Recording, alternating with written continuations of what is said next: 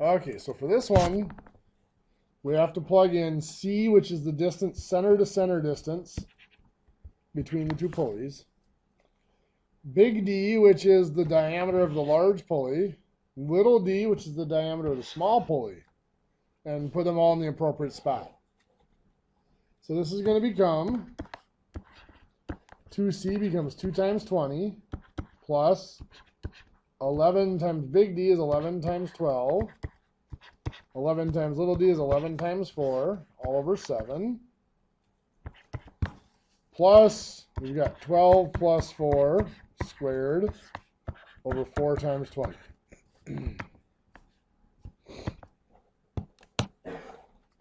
So now, each of these is kind of a separate packet because they're separated by addition, but we should do our enclosing symbols first. So I'm going to leave the 2 times 20. This is the enclosing symbol. I have to do everything on top and everything on bottom. So on top, I've got 11 times 12 is 132. 11 times 4 is 44. I add those together, I have 176 over 7. Over here, I've got enclosing symbols. I got the fraction bar, and I have the parentheses. On top, in the parentheses, that gives me 16. Squared is 256. On bottom, 4 times 20 is 80. Now I can come back and go through left to right, multiply and divide. So I've got 2 times 20, which is 40. 176 divided by 7, which is 25.142857143, approximately. Plus 256 divided by 80, which is about 3.2. So then we add all that junk up.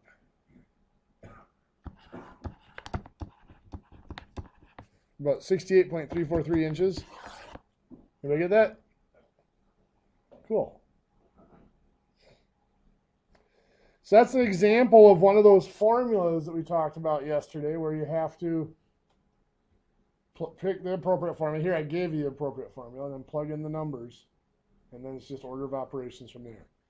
This one is a little tricky on the order of operations, but there are a lot of spots where you could cheat a little bit and it wouldn't hurt you. Like I could have multiplied these first, even though there are enclosing symbols. But, you know, we did it. The way I did it here is by the book, but there are things you could have gotten away with doing first there. Okay, for right now, we're going to take a little bit of a break from these formulas, and we're going to come back to them more later. I want to talk about our powers. We, of course, know that 10 to the third power is what? 1,000. What is 10 to the fifth power? Not 10,000, but 100,000. If you remember your pattern, the power tells you how many zeros are after. What is 10 to the power of 0? Careful. 1. Exactly. Anything to the power of 0 is 1. Let's take a look at this. 10 to the fourth would be 10,000, right? 10 to the third would be 1,000. 10 to the second is 100. If we look at this here, when we're starting with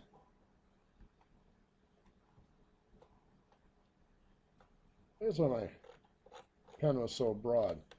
When we're starting with 10 as the base of our exponent, every time the power is reduced by 1, the number here is divided by 10, right?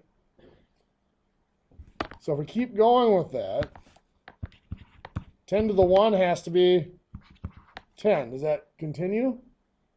Well, yeah. Reduce the power by 1, the number here is divided by 10 again. So if I keep going, then 10 to the 0, well, 10 divided by 10 would be 1. And yeah, as Adam said, anything to the power of 0 is 1. So I could give you some really ugly thing.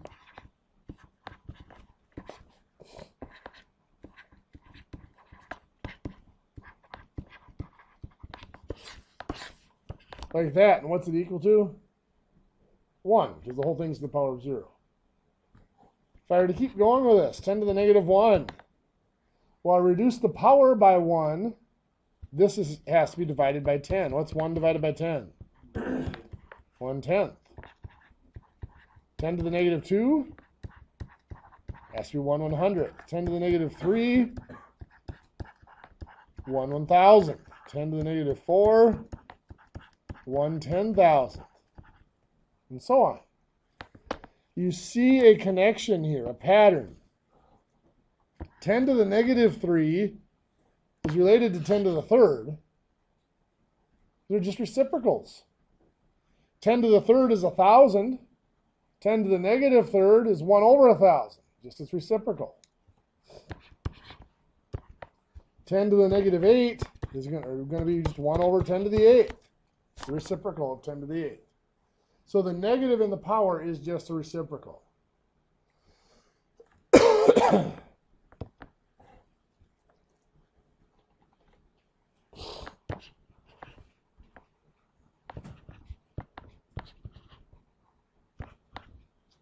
So if I take 10 to the third times 10 to the fifth, what am I going to get? Now, I don't want numbers. I just want it as 10 to a power. 10 to the 8th. Very good. 10 to the third is 3 tens multiplied together. 10 to the fifth is 5 tens multiplied together. If you multiply them all together, we now have 8 tens being multiplied together. So 10 to the 8th. What was the shortcut you used there? Yeah, just add the powers. 3 plus 5 makes 8. When we are multiplying exponents with the same base, we can just add the powers. So x to the 9th times x to the 15th is going to become x to the 24. Or 10 to the negative 3 times 10 to the 5 is going to become 10 to the 2.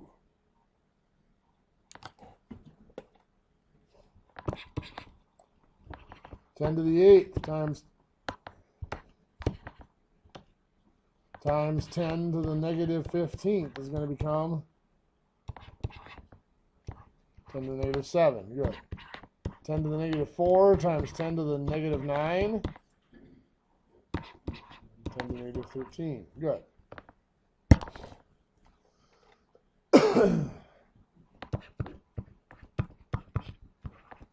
What do I have? X to the 5th times y to the 9th. Yeah, trick question. I just have x to the 5th times y to the 9th. Different bases on my exponent. I can't combine the powers.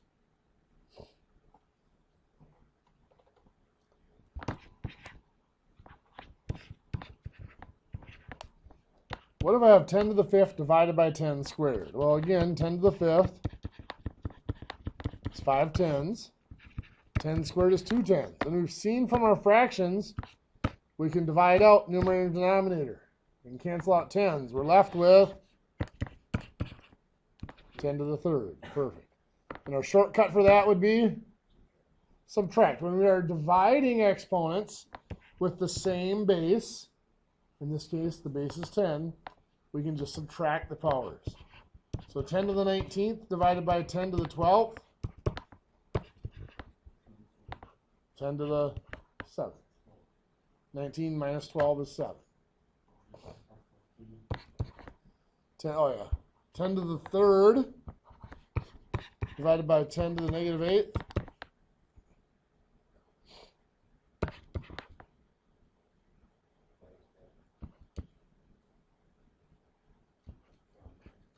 Plus 11. 10 to the 11th. 3 minus the negative 8 becomes 3 plus the positive 8. For 11.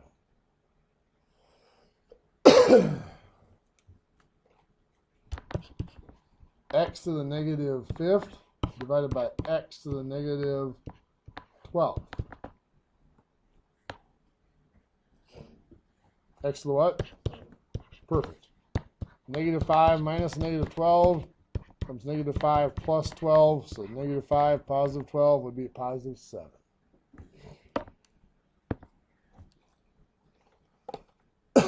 So what about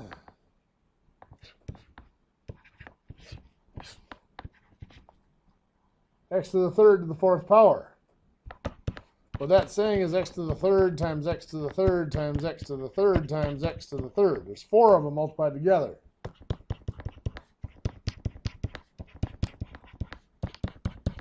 So how many total x's are being multiplied together there? 12. What would be the shortcut for that one? Yeah, multiply. When you have a power of a power, x to the third to the power of 4, you just multiply the two powers to get your final power. So 10 to the fifth to the power of 9 is going to be 10 to the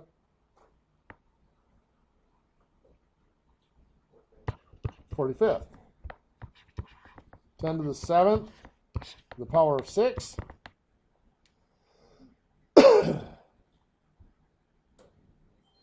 10 to the 42.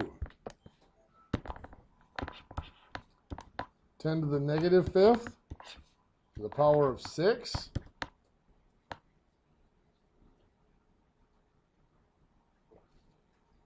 What is it? 10 to the negative 30.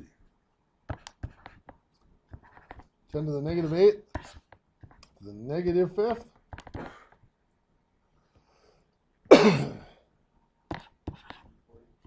10 to the positive 40.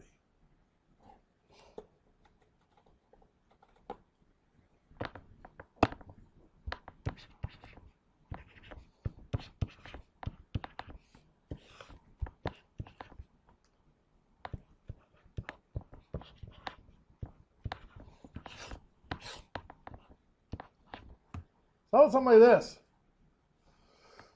It's just order of operations. I have to do what's on top here first. 10 to the 8th times 10 to the negative third is what? 10 to the 5th. Negative 8 plus, or 8 plus negative 3 is 5.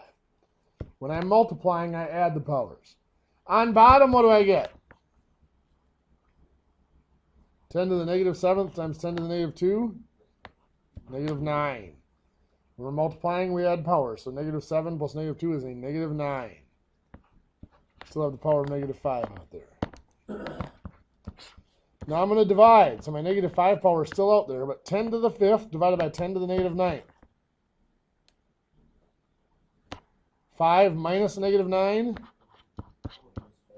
is a positive 14. 5 minus negative 9 is 5 plus 9, or 14. And then, of course, 10 to the 14th to the power of 5, or negative 5. Positive or negative, first of all? Negative 14 times 5 is 70. So 10 to the negative 70.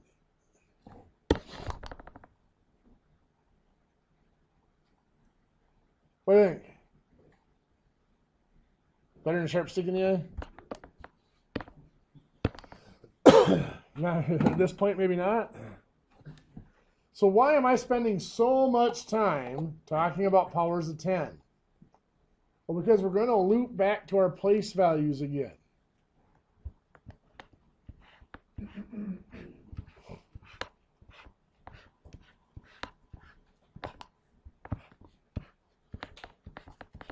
I'm going to write in our place values, but I'm going to write them in numerically. This is the ones, the tens, the hundreds, the 1,000s, the 10,000s, the 100,000s, and so on. This is the 1/10ths, the 100ths, and so on. But from what we just saw, this is the 10 to the 0, 10 to the 1, 10 to the 2, 10 to the 3, 10 to the 4, 10 to the 5, 10 to the 6, 10 to the 7, 10 to the 8, 10 to the negative 1, 10 to the negative 2, 10 to the negative 3, 10 to the negative 4, 10 to the negative 5. Our numbering system is what we call a decimal numbering system, or base 10 is what decimal stands for. The place values are all exponents with a base of 10. And it starts, 0, 1, 2, 3, 4, 5, and then -1, -2 going the other way. Often, we'll take a number like 8,200,000, and we'll abbreviate it as 8.2 million. But another possible way of abbreviating that would be like this, 8.2, but instead of saying million, the millions digit is 10 to the 6th. So put times 10 to the 6th. And yes, that is our scientific notation. Scientific notation, what we do is we take the first non-zero digit, and it's focusing on that first non-zero digit. We separate it from the rest of the number by the decimal point, just like we did here. We put the decimal point after the 8. So there's never going to be more than one digit in front of the decimal point. It can't be a 0. And then we name its place value. That 8 was in the 10 to the 6th place. So if I have 0.00029, I am going to focus on the 2. It's my first non-zero digit. So I'm going to make that 2.9, separating that 2 from the rest of the number, times what? What place value is the 2 in? It's in the 10 to the -4 place. So scientific notation is all about that first non-zero digit. So if I have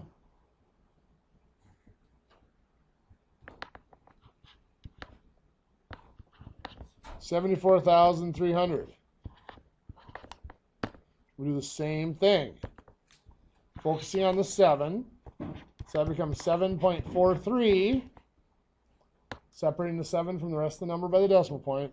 And what place value is the 7 in? 10 to the +4.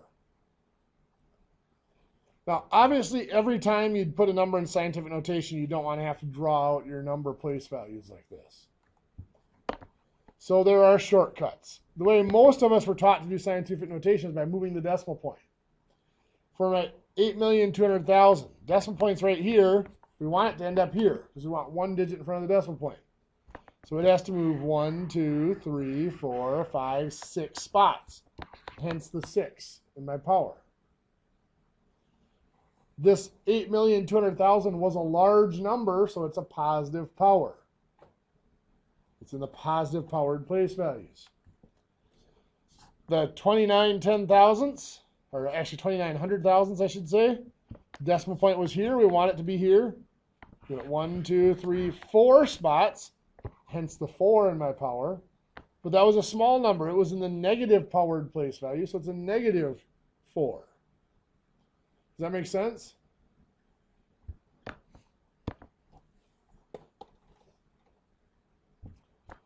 So we might have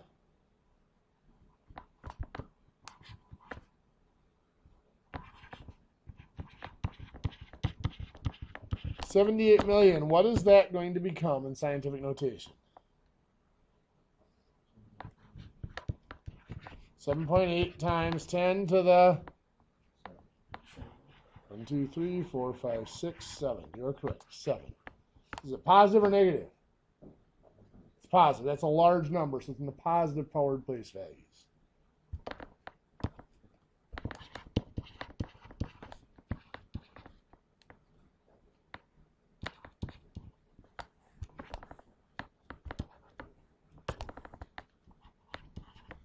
How about this one?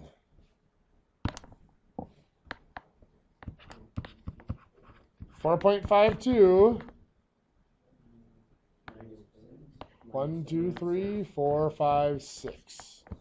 6, and it is a negative because it's a small number. It's down in the negative powered place values. How about if I wanted to convert back the other direction? What if you have 3.9 times 10 to the negative fifth? Well, first of all, I know that that's a large number or a small number. It's small because it's negative powered place values. So I'm going to take my 3.9 and I have to move that decimal point 5 spots to make it smaller. So 1, 2, I've got to add a 0, 3, 4, 5. So 0.000039 is that number. Or if I have 6.8 times 10 to the third. Small number or large number? Large, because positive power. Not horribly large, because it's just 3, but still, it's in the positive powered place values. So I'm going to move it 3 spots to make it a larger number. So 1, 2, add a 0, 3. So that is 6,800. Make sense? Okay, now there's something called engineering notation that comes out there. Engineering notation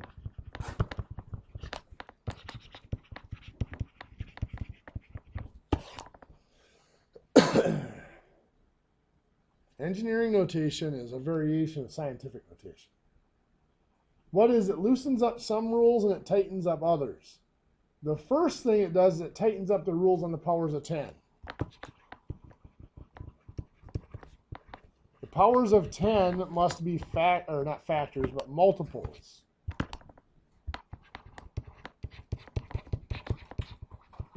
of 3.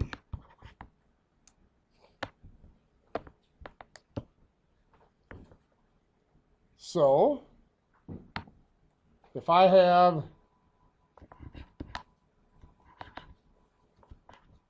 78,200,000, I have to move my decimal point 3 spots at a time. So I go 1, 2, 3. Can I move it 3 more? Sure. 4, 5, 6. Can I move it 3 more? No, I can't. So that becomes 78.2 times 10 to the 6th. So the powers have to be multiples of 3. There may be 1 to 3 digits before the decimal. In scientific notation, there could only be 1 digit in front of the decimal point. Engineering notation, here there's 2, there could be up to 3. So what if I have 0.00094? Move my decimal point 1, 2, 3 spots. Can I move it 3 more? At first it looks like we can't, but I'm going to say we have to. How many digits are in front of the decimal point right now? None. They're all zeros. Zeros don't count. So we have to go 3 more. So we're going to have to add a 0 here. 4, 5, 6. So that becomes 940 times 10 to the negative 6. Why is engineering notation so important? Why is it even a thing? Scientific notation is just fine, simple enough. Well, engineering notation comes in when you're dealing with electricity especially, but time and some other things when you're dealing with a metric system.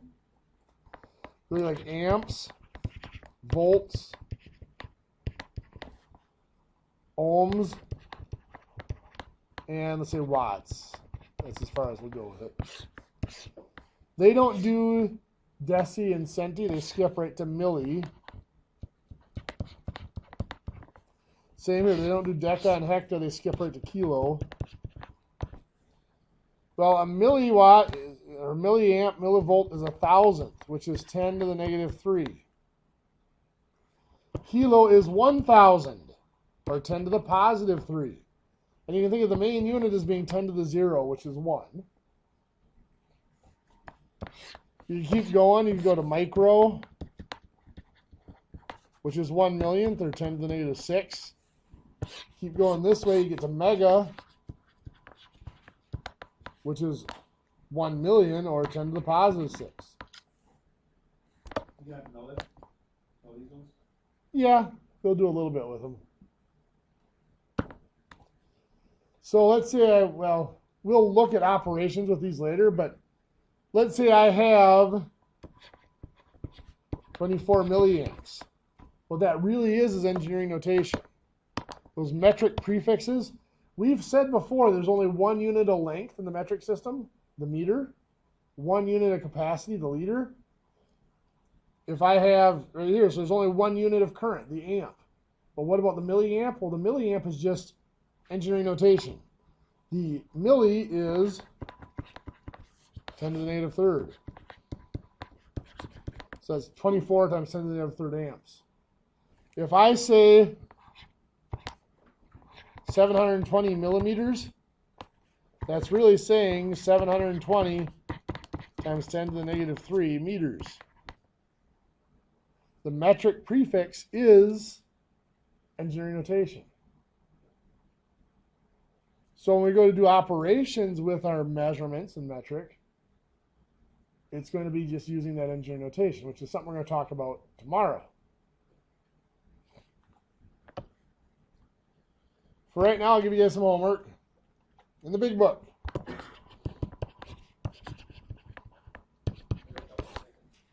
Yeah. Get that whole thing down. We're going to go over that again. That chart? You may want it in your notes.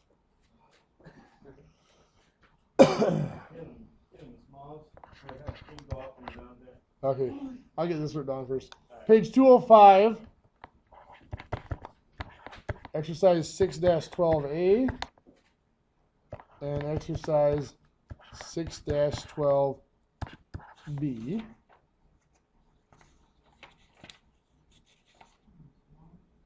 And I believe I'm going to leave it at that. That's going to be it. So those two. Once you get those down, let me know and I'll scroll back up. Oh, I've missed one. Never mind. Sorry.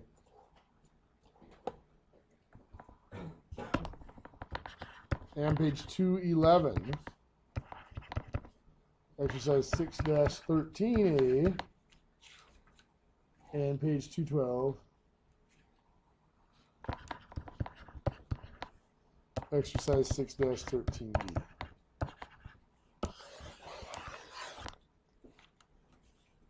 So once you got those down, let me know and I will flip back up to that chart.